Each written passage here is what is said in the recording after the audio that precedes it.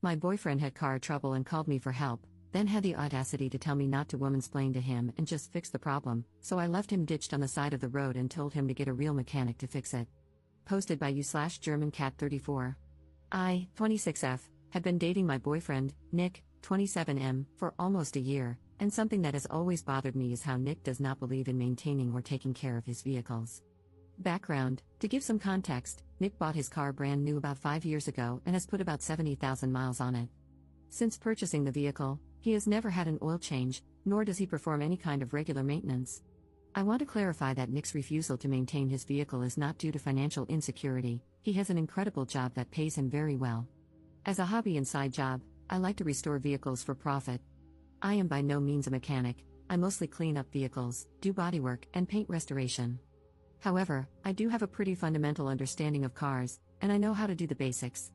The story: Nick called me yesterday on my day off, telling me he was about 10 minutes away from my house and had a flat tire. He asked if I could come help him out.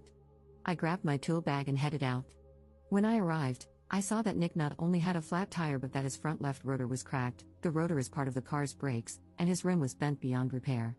I told Nick his car was undrivable and that he needed to call a tow truck. However, Nick started arguing with me, insisting that it was just a flat tire and not a big deal. I tried showing Nick how severe the damage was, but he insisted I was overreacting and that he just needed me to change the tire. I refused. In Nick's own words, I started mothering him about how poorly he takes care of his car.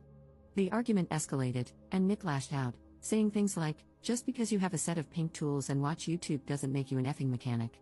After Nick said this, I started packing up my tools and told him that he was right. I'm not a mechanic, but he should probably call one because I wasn't going to change his tire.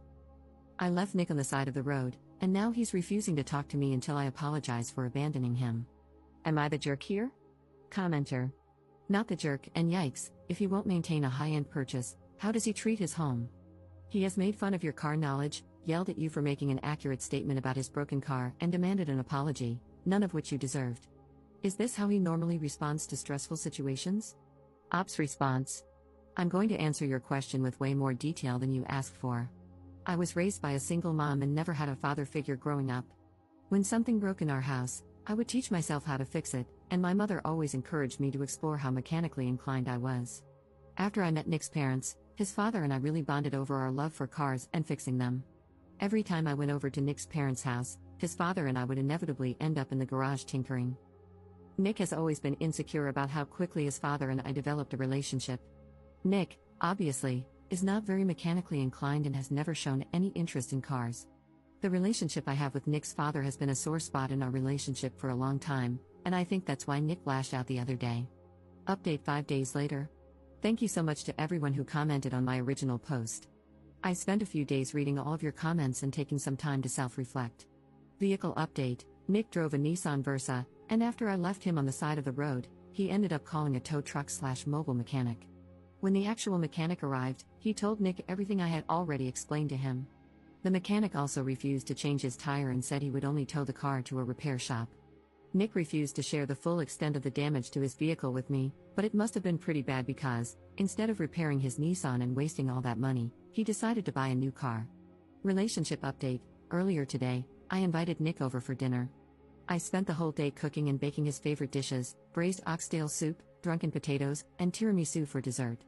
When Nick arrived at my house, he was in a wonderful mood and seemed to have forgotten, or forgiven, all about our argument. After some small talk and finishing dinner, I took a deep breath and told Nick how much I care about him but that I no longer wish to continue our relationship, romantically or otherwise. At first, Nick was shocked, but his shock quickly turned into anger. He felt I was insane for ending our relationship over what he considered a petty, unimportant argument. Eventually, he tried to apologize, but I told him an apology was no longer what I was looking for. The whole time Nick was talking, I sat on the opposite end of the table, listening with both ears and allowing him to say everything he needed to. When he was done, I reminded him of some of the wonderful times we had shared. I told him that we are both adults and could choose to end our one-year relationship with arguing and anger or on good terms by finishing a lovely last meal together. Nick calmed down after that, and his tone started to match mine.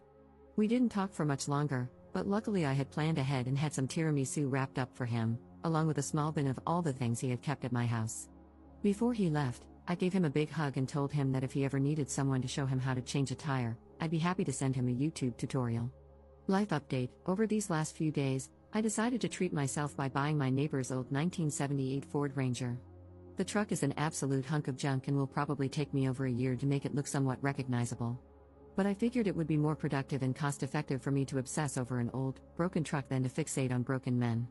I plan to stay single for a while and focus on taking better care of myself, as well as spending more time with my 3 German shepherds. Happy reading, everyone!